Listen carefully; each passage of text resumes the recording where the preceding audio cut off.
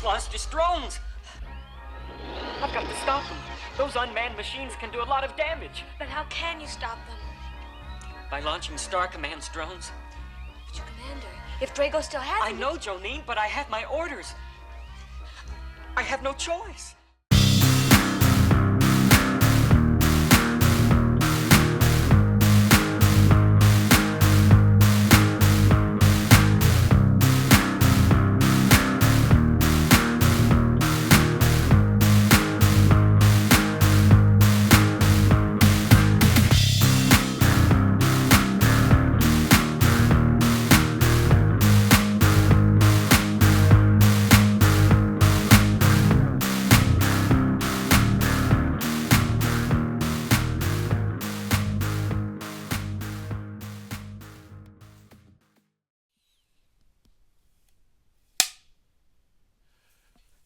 Hey gang, as you can see I changed out of my Doctor Who outfit for a more steampunkish Star Wars look for May the 4th, and probably be continuing that on through the rest of the month, as instead of doing a film or TV show that starred or featured an actor from the Star Wars franchise like I usually do, I thought I would take in a bunch of Star Wars influenced films and shows. And we are starting with Jason of Star Command, personal favorite from my childhood, which came out the year after Star Wars hit the big screen. Ran for 3 seasons, 2 with new episodes, and the third with reruns. And actually, there was going to be a fourth. This was live action, and we're thinking of doing a fourth or a third, official third season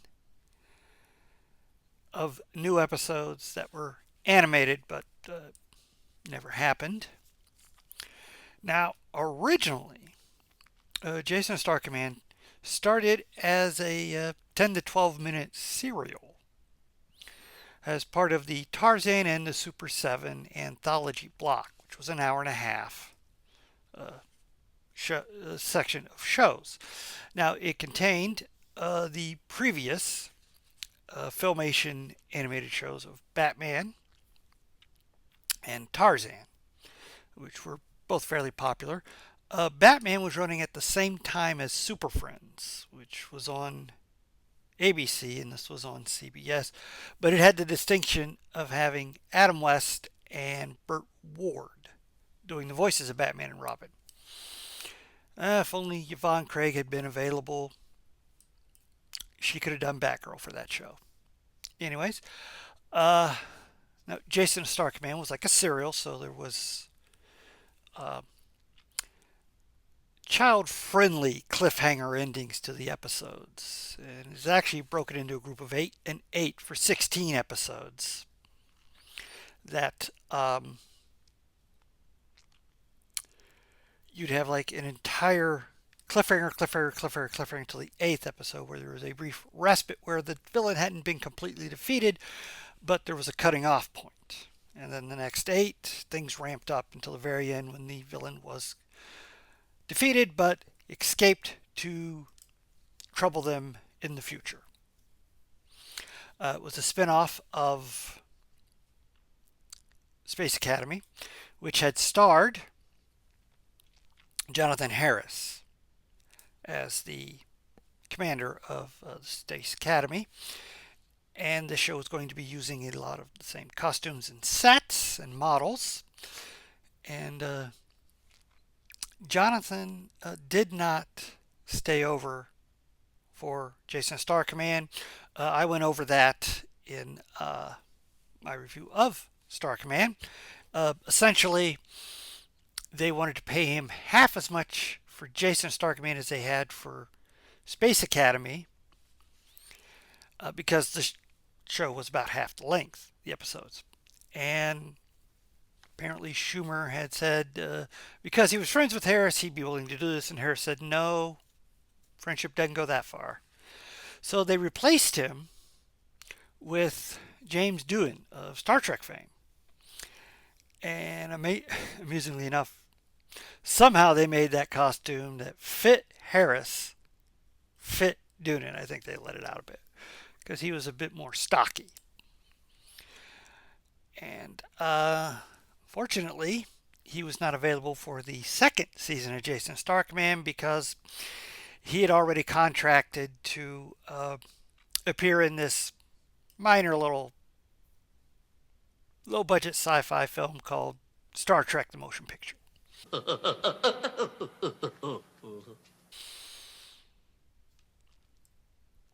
So for the second season, they brought in John Russell to be the new commander, and they also replaced one of the main actresses.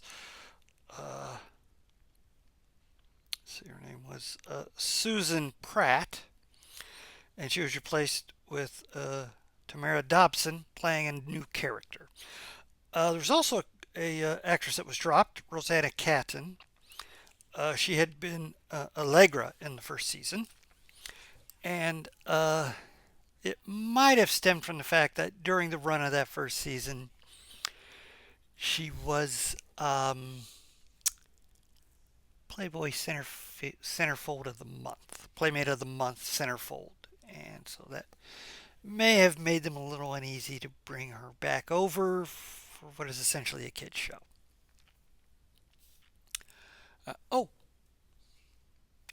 The other things that were done on Tarzan and Super 7 were some new heroes. We had Web Woman, Super Stretch and Micro Woman, Manta and Moray, and the Freedom Force, which was a group of mythical heroes,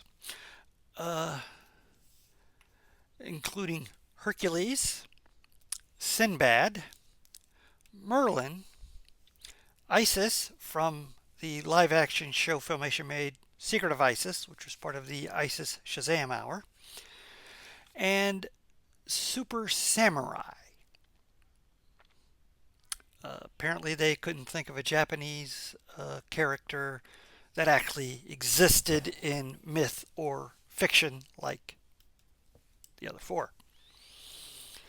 And the way the whole anthology would work is that you'd always have Batman, Tarzan, and Jason Star Command. That would be every episode. And then you would have the other four kind of rotate through. So one episode would feature Web Woman and the Freedom Force. And next week it would feature Super Stretch and Micro Woman and Manta and Moray. And next week it might be any jumble of those four. Manta and Moray and Super Stretch and Micro Woman, they got kind of short shifted because they got sued by DC for being a little too close in their estimation of Plastic Man and Aquaman and Aqualad. Technically, yeah, they kind of were. Especially since Filmation had done an Aquaman show back in the 60s.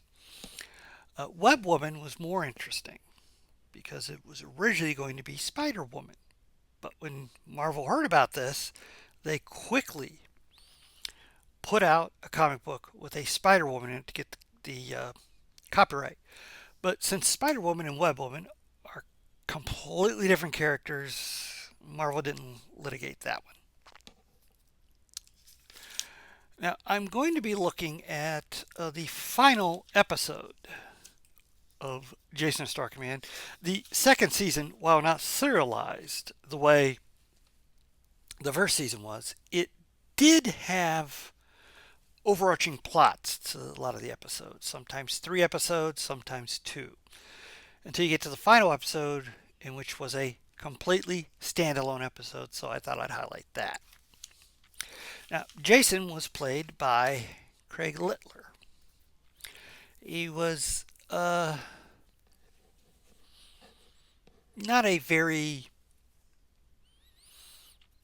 He never became a big star, but he had a fairly lengthy run as a character actor, mostly in TV. Some of his film work included Super Beast, Buckskin, and a uncredited part in Rosemary's Baby. Out of his films, he's probably most recognizable from Blazing Saddles, where he's the one who gets his feet kicked off the stage by Madeline Kahn, in which his only line is, "Oh, I'm Tex, I am." If you remember that scene. His TV work included the Hardy Boys and Nancy Drew Mysteries. He appeared on an episode of that, General Hospital, Wonder Woman, Dukes of Hazzard, Love Boat, Dallas, Days of Our Lives. Outside of Jason of Star Command, he's probably best remembered for the Man in the Grey Poupon commercials, who utters the famous line, "Pardon me, do you have any Grey Poupon?" And later on, as he got older, he grew a beard and for a while was the Gorton Fisherman mascot for the fish sticks commercials. You know, the frozen fish? He replaced former Tarzan, former football player, former character actor, Denny Elliott. I'll check the name on that, but I think it was Denny Elliott. I know it was Denny. Anyways, our villain is Sid Haig. Very prolific bad guy. His film work included his screen debut in Spider Baby, which did not get released till the late 60s, even though he made it in the 60s, early 60s, in which he starred alongside Lon Chaney Jr. in one of his last great roles. He was one of the Vegas gangsters in Diamonds Are Forever. He was in THX 1138, and then became his big exploitation run, where he featured along with Pam Grier in The Big Dollhouse, The Big Birdcage, Coffee, and Foxy Brown. Some of his horror work, along with Spider Baby, also included Galaxy of Terror for Roger Corman, and he continued along that vein until he had a brief career resurgence thanks to Rob Zombie, and appeared in House of a Thousand Corpses, Devil's Rejects, and one of his final films, Three from Hell, as well as in Rob Zombie's version of Halloween. Now, his TV work included appearances on Batman, I believe it was a King Tut episode, and Get Smart. And he also played bad guys on The A-Team, Dukes of Hazzard. And in one interview, he talked about how, because of his looks, he was very tall, very thin, had a beard and the bald head. There were certain shows he did not think he would ever appear on. One was a soap opera, and another was a kids show. Lo and behold, he got part of Dracos on Jason Star Command, and he was a regular on the late night soap, Mary Hartman, Mary Hartman. Late night because the themes were just a little too mature for audiences, so it hit syndication as a after 11 show. As Professor Parsafoot, we have Charlie Dell, a very unique looking actor, as you'll see when we get into the episode, and probably the most prolific of character actors. Some of his film work included Bullet for Pretty Boy, Scum of the Earth, the Tobe Hooper version of Invaders from Mars, Jim Carrey's Liar Liar, and Crazy in Alabama, which starred Melanie Griffith. His TV work included appearing on Fantasy Island, Dukes of Hazzard. All these people seem to have appeared in Dukes of Hazzard one time or another. Amazing Stories, the sitcom Webster, Lois and Clark, The New Adventures of Superman, Days of Our Lives, Desperate Housewives, and Two and a Half Men. As the commander, we have John Russell, perennial Western tough guy, who appeared in such films as Yellow Sky, Man in the Saddle, Fort Massacre, Rio Bravo, and Buckskin. Some of his non-Western work included Untamed Youth and the horror thriller Legacy of Blood, with a brief appearance by John Carradine in it. He was also the star, along with Robert Brown, in Lawman, which ran for 3 seasons. And he later in his career became a semi-regular for Clint Eastwood, appearing in Outlaw Josie Wales, Honky Tonk Man, and Pale Rider. And last we have Tamara Dobson playing Samantha, a telepathic alien. She was originally a model who went into acting. She was 6'2", so very imposing. Her early work included appearances in Comeback Charleston Blue, which also contained the oh no, that was the previous one. The second of the Gravedigger and Coffinhead Jones films. She was part of the ensemble of Fuzz, which was a adaptation of a 87th Precinct novel by Ed McBain. Then came her big breakout in blaxploitation as Cleopatra Jones, which she followed up with Cleopatra Jones and the Casino of Gold, before running into the thing that killed a lot of major stars in the blaxploitation market, the end of the cycle. And she did not go over to Europe the way Fred Williamson did, but she did move into TV work, having made appearances in Sanford and Son and then later Buck Rogers, before returning to film in Chained Heat and Amazons. Well, I think I've blathered on enough about this show's background. Let's get into the episode in which the space station commander is reluctant to go to a ceremony at Fleet Command for a medal. You in charge because I have no other choice. But this time, for once, act like a real commander. I will follow the book to the letter, sir. I'll believe that when it happens. Yeah, that's asking an awful lot of a swashbuckling hero. Follow regulations. And even the commander knows that's asking a lot. Oh, how you like his blue makeup to make him look alien? Anyways, he grudgingly heads off to Fleet Command, but doesn't make it. It is no use, Commander. My drones have your communications circuits locked. You are my prisoner, and soon you will be my bargaining power.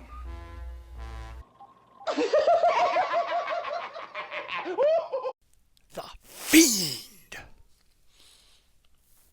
Bargaining chip. Wonder if that'll have something to do with this week's episode. Perhaps. Leaving us so quickly, Jason. As my message indicated, the people of Kryton are in terrible danger. From Dragos, I gather. Yes. He has demanded that we surrender to him. Ah, now I understand the bargaining chip line. Oh, before we get into more of the plot, there's a bit of a fun bit of subplot here between Professor Parsifal and the Ambassador Jonine. Your brilliant scientific achievements have made you a legend to the people of Kryton. I'm honored. Thank you for receiving... excuse me.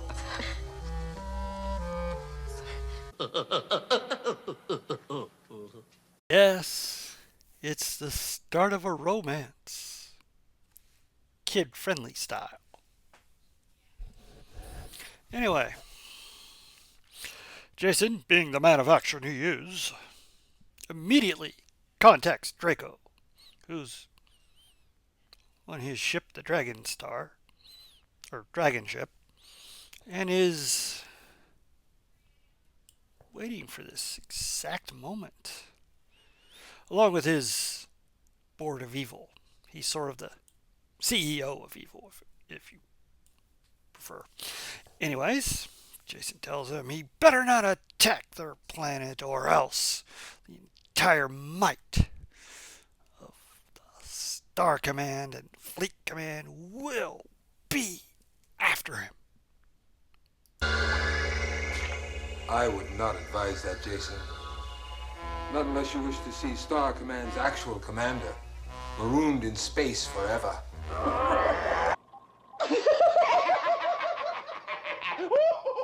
See? CEO of evil. Isn't Sid Haig awesome in this role? Ugh, he just exudes menace and smug villainy. Ugh. You can see he really relished playing this role. And I'm sure he had a lot of fun. Of course, Jason doesn't believe Draco's. After all, he's a villain. He's obviously lying. It is the commander. Jason, do not allow Dragos to capture Kryton. That's an order. Jason, I repeat, protect Kryton. Do not let your personal concern for my safety influence you. Yeah. And John Russell was a legitimate, real-life tough guy, so you can believe he could get out of that situation on his own. Of course, Jason, not being the type to leave anything like that to chance, or being a bit of a daring-do kind of guy, he wants to do both. Protect the planet, rescue the commander. So he starts stalling to give Samantha enough time to telepathically zero in on where the commander's being held. And eventually he gets Dracos to allow him 2 hours to give him his decision on what he will do. Being a smug, egotistical villain, of course, Jason asked for a lot more time than 2 hours, but thereby tricking Draco into giving him only 2, as he smugly thinks he got the better of it. They locate the commander on a planet in Sector D, and that planet is a problem. That planetoid has strange, unexplained effects on humanoids. What kind of effects? It's different with every individual. One person becomes silly, another a brutal savage.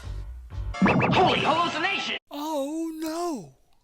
Whatever can they do? Well, luckily, Parsfoot does have an experimental temporary antidote that might come in use. Might work, might not. But he gives them 3 doses. 1 for Jason, 1 for Samantha, and 1 for the commander. Well, Jason and Samantha head out in their shuttlecraft. And once landed, they take the foul-tasting concoction and then, luckily, are able to locate where the commander's being held.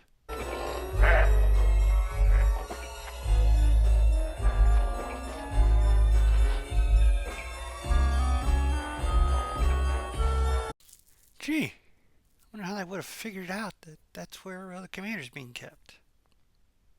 Well, anyways, back on Star Command, Draco has decided he doesn't want to give Jason a free 2-hour thing to think about it. He calls to talk to Jason again, so Parsfoot does some fast thinking. Is this what? Could you speak louder, please? I still can't hear you. See if you can hear this! Jason has just 1 hour to give me his answer! Yep. The old I can't receive you trick. Works every time. It's a kid's show. It works for a kid's show. always gotta complain. I'm the critic. Okay. We are the critics. Anyways, Jason comes up with a plan to get the two guards out of the way. He gives a canister of knockout gas to Samantha so that she can spray him with it. So let's get ready for the action-packed guard taking out scene. Somebody help!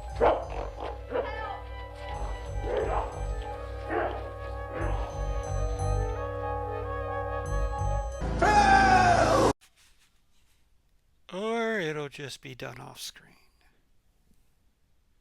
I don't need your sarcasm. Well, Jason gets in, finds the commander, but the planet has affected him. Stranger, I warn you. Stranger? Commander? It's Jason. Don't you recognize me?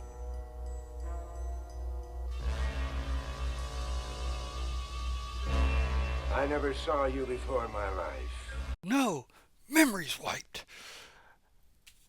What'll they do? That third vial. Jason's going to have to get him to take it. This will help you remember. Drink it, sir. Please, sir, drink it. Leave me alone! Hi, keeper. Oh, well, quite the pickle. That's a great idea. Psychology. He made you a prisoner. Dragos put you here. Dragos.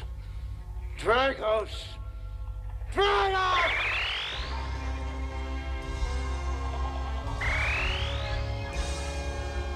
Jason, what are you doing here? And there was much rejoicing. That was a close one. Well, they skedaddle back to their ship and head back to Star Command. Now, of course, the escape will reach Dracos, and he does the only thing he can now, launching his drone fighters.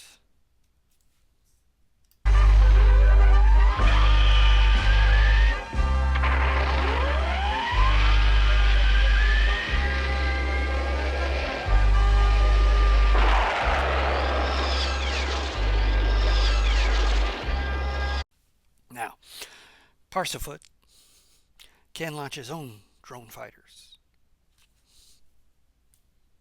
No living beings in either one, so they'd just be blowing up machinery.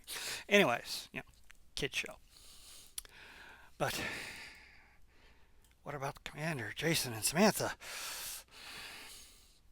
Duty comes first. But he does get information that they've rescued the commander and are on the way back, so he happily launches their fighters, and we finally get some real action in this episode.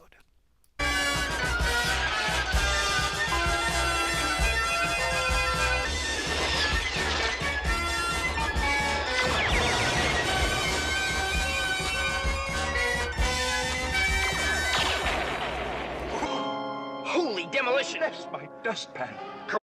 Great footage. Really exciting. It's from earlier episodes. They just rerun it because, budget. And sci-fi was expensive to do back in the 70s.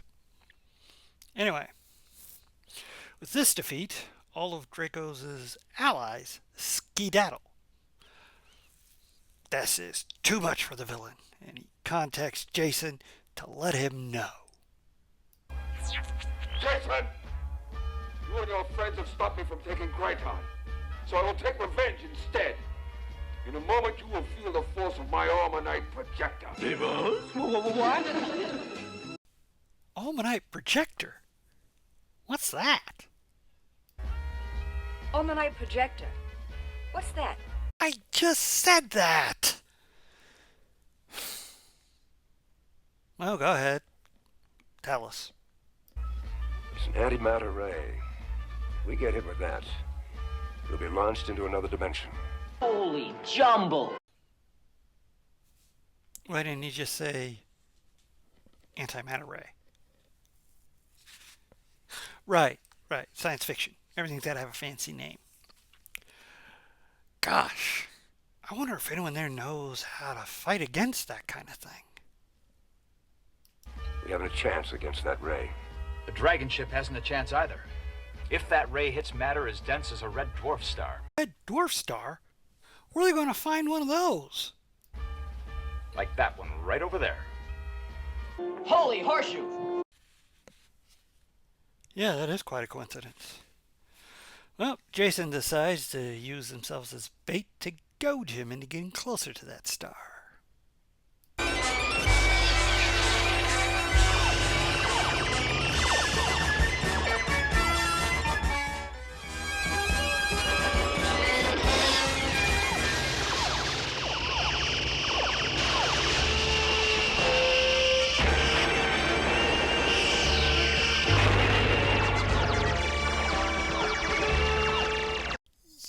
Yeah. Wonder how long it takes to be effective.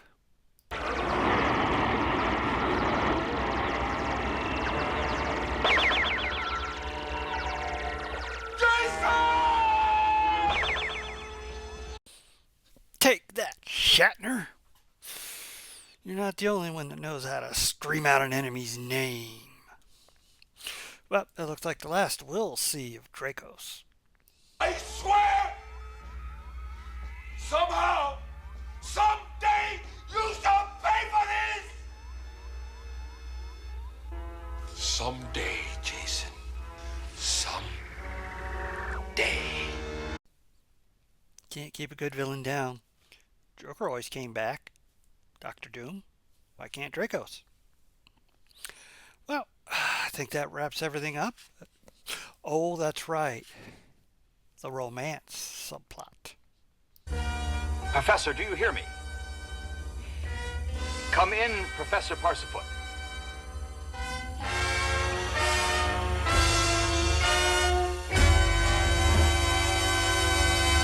Ooh. Wonder if there'll be any smooching involved. Could be. Anyway, loved this show as a kid. I preferred the first season, the serialized version, best. A little more action oriented, very quick pace since the episodes were only 10 to 12 minutes in length, and that includes an opening and closing credit sequence. But yeah, a lot of fun, especially for a Star Wars kid, which a lot of us were back in '78 after Star Wars came out. Even if we hadn't seen the movie, we'd read the comics, we had seen all the TV specials about it, and interviews and stuff on TV.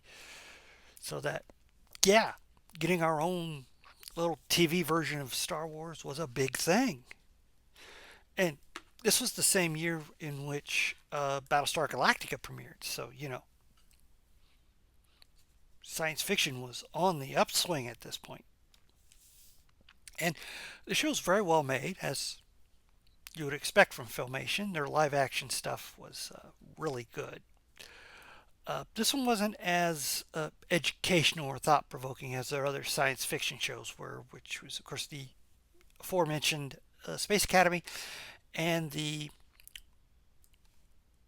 unbelievably dystopian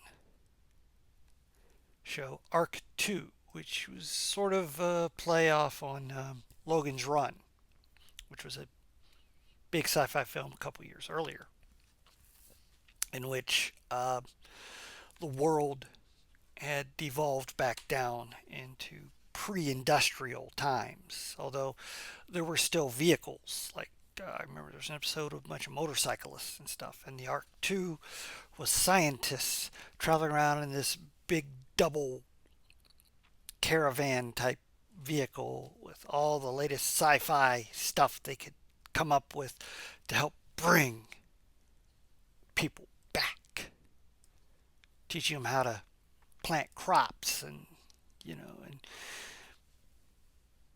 not fighting with each other over resources and sharing, good kid-friendly educational type film shows. This one, no. Oh, although there were occasional episodes that highlighted teamwork and other important factors for kids. But there was also a lot of action films episodes. There was one where Samantha got to explore her origins because she had no memory of where she came from. That was a pretty good, I think that was a 2 or 3-parter. And it had some other things. And of course, always Dracos was there to fight with. And there was like another multi-episode arc in which he planted a spy at the Space Academy. So you actually got to see Space Academy on Star Command, as Professor Parsifoot was a teacher there. Nice tie back and flow to the original series. And of course, Craig Littler, he is perfect as Jason of Star Command. A lot of the early episodes had a lot of the action things in slow-mo where he would like break through doors to rescue someone or something. Not a lot of fights per se. It was more getting out of predicaments and saving someone. If there was any problem with the first season, it was Wiki. Wiki was this little robot that could fly around. That was the initials, W-I-K-I. I don't remember what Parsfoot said they stood for, but Jason just christened him Wiki. And he was a bit of a Deus Ex Machina type of character, in which whenever things got really bad, they would just call him Wiki and he would zip over and fix everything. The first season also had Peebo from Space Academy as a main character too, and did not carry over to the second season as witnessed. I do like John Russell's Commander. I was a little put off with him because we'd gone from more easygoing and less caustic commanders under Jonathan Harris and James Doohan, and here he was the gruff, no nonsense character that was actually an improvement because as I got older I understood the better way to play off with a roguish character like Jason. So you had the by the book and the thinking outside the box characters, butting heads but also working together, and again emphasizing teamwork. And a lot of episodes about friendship.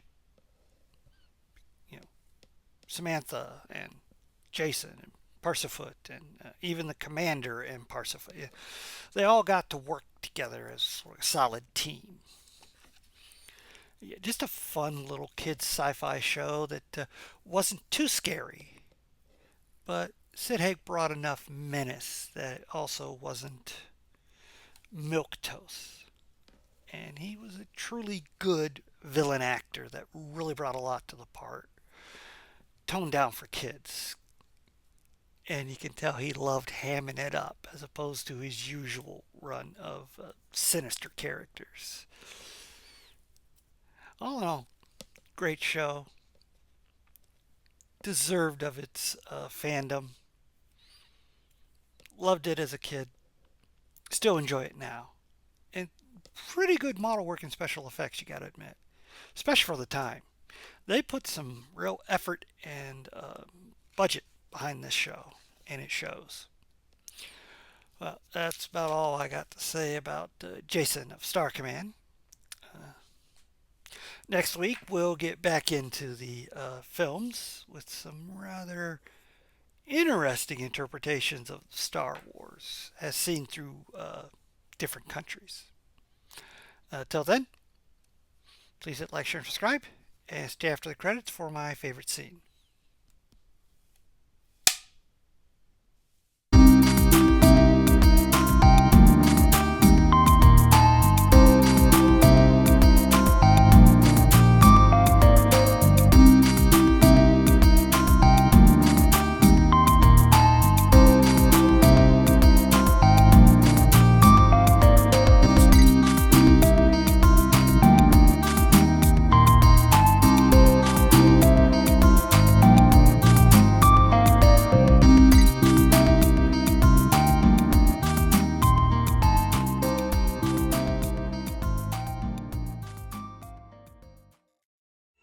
That's where the commander is, in a cave.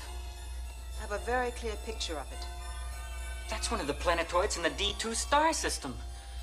And D stands for danger.